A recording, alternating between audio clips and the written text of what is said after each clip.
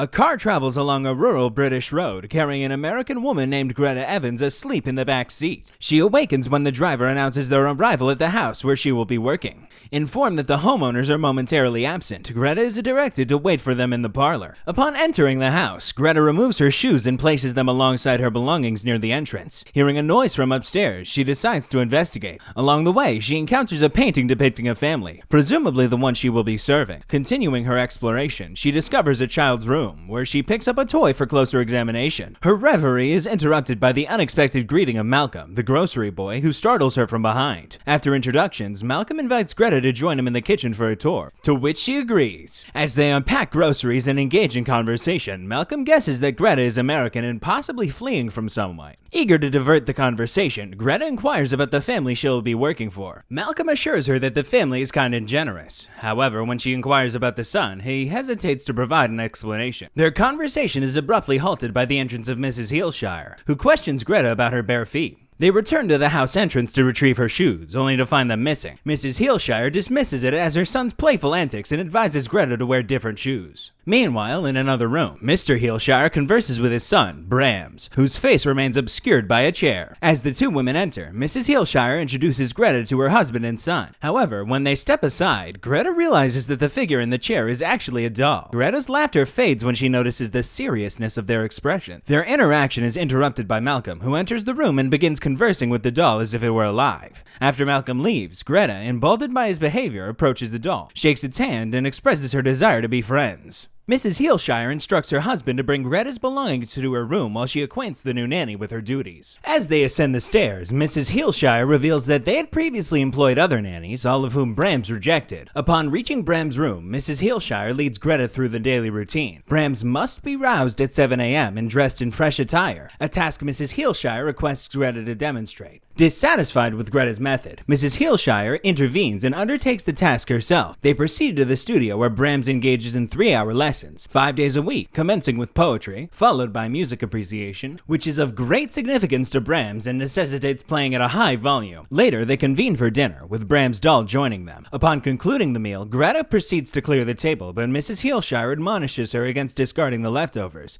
citing the rural setting where food preservation is imperative. Mr. Heelshire then enters, handing Brams to his wife before escorting Greta to inspect the traps. Accompanying him outside, Greta observes as he retrieves rats caught in the garden traps. During this task, Mr. Heelshire shares further details about the house, such as the permanent closure of all windows. Reflecting on this, Mr. Heelshire expresses uncertainty about how they reached this circumstance, but reassures Greta that despite outward appearances, their son remains present within the home. In the evening, after putting Brams to bed, the parents gather for a family prayer, with Greta silently participating as they include her name in their supplications. Following the prayer, Mrs. Heelshire requests a private moment with her family, prompting Greta to wait outside. However, the couple swiftly emerges, informing Greta that Brams wishes for her to become his nanny if she is willing. Agreeing to the position, Greta receives a hug from Mrs. Heelshire. Greta retreats to her room to dial her sister Sandy's number on the landline. Venting her feelings of unease, she mentions the peculiarities of her surroundings, notably the absence of Wi-Fi and phone reception. Sandy, understanding Greta's need for escape, shares unsettling news about their ex, Cole, persistently contacting her and even appearing near her home, frightening her child. The following morning, Greta emerges from her room upon hearing noises, discovering Mrs. Heelshire reprimanding Brams for scattering his toys upon the floor. Startled by Mr. Heelshire's sudden appearance, Greta is interrupted from her observation, with Mr. Heelshire offering apologies for the abrupt interruption. He expresses their eagerness for a vacation, having been a long time since their last one. Handing Greta a sheet of paper outlining the daily rules, Mr. Heelshire and Greta proceed toward the house entrance. As Mrs. Heelshire joins them, carrying Brams, Mr. Heelshire advises Greta to treat his son kindly, promising reciprocity if she does. He hints at consequences if she behaves otherwise, but his wife intervenes before he can elaborate. Greta assures them she'll care for Brams as her own, receiving a hug from Mrs. Heelshire,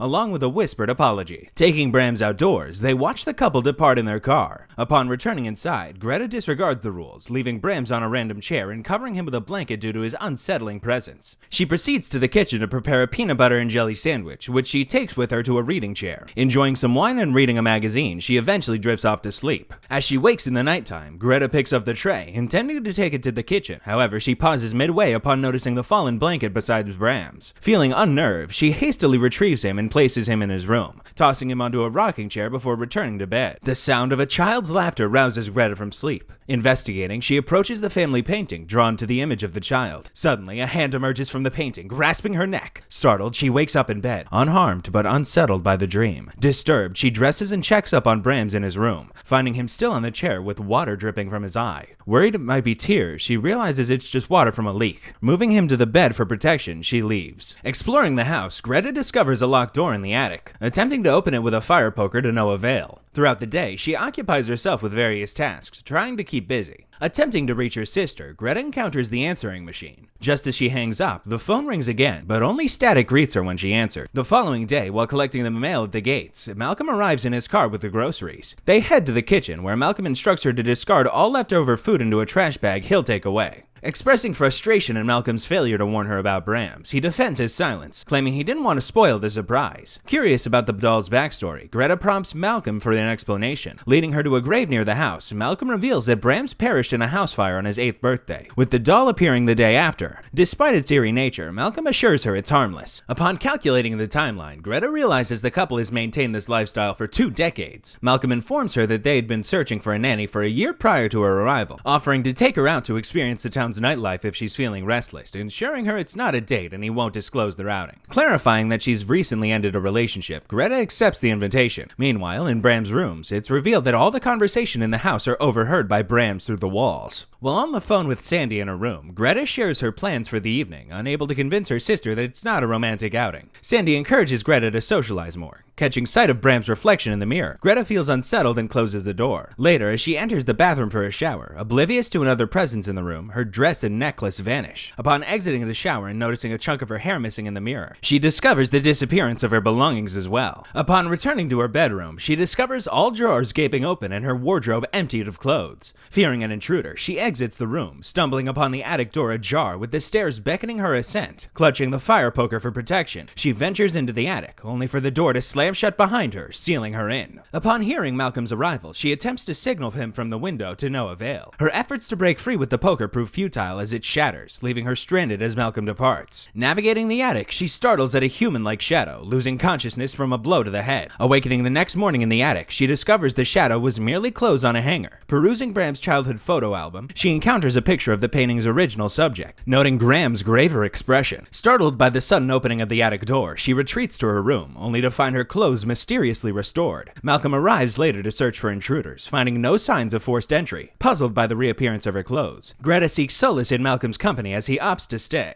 While shooting pool, Greta presses Malcolm for more details about the true Bram. Initially feigning ignorance, Malcolm eventually admits there are conflicting tales circulating in town, offering a nuanced perspective. According to hearsay, Brams was either a well-behaved child or deeply peculiar. Pushed for clarity, Malcolm recounts a delivery he made on what would have been Bram's birthday. Mrs. Heelshire was celebrating with the doll while Mr. Heelshire drowned his sorrows in the pool room. Over drinks, Malcolm probed Mr. Heelshire about Brams, eliciting a somber admission of the boy's oddity. Satisfied that Greta is safe, Malcolm bids her farewell.